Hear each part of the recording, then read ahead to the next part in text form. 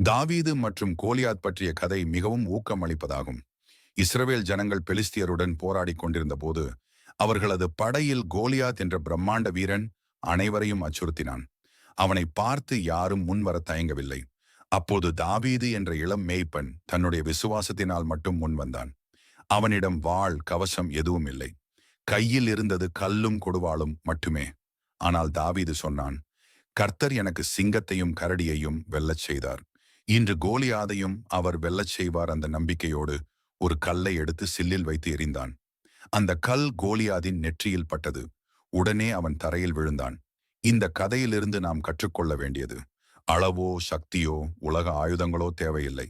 கர்த்தர் நம்மோடு இருந்தால் சிறிய விசுவாசமே பெரிய வெற்றியை தரும். சிரமங்கள் எவ்வளவு பெரியதாக தோன்றினாலும் நாம் தேவனில் நம்பிக்கை வைத்து முயற்சி செய்தால் அதை வெல்ல முடியும். தாவீது போல நம்முடைய வாழ்க்கையிலும் சவால்களை அஞ்சாமல் எதிர்கொள்ள வேண்டும். நம்முடைய சிறிய முயற்சியையே தேவன் பெரிதாக மாற்றுவார். இந்த கதை நமக்கு விசுவாசம் கொண்டவன் வெற்றி பெறுவான் என்ற உறுதியை தருகிறது.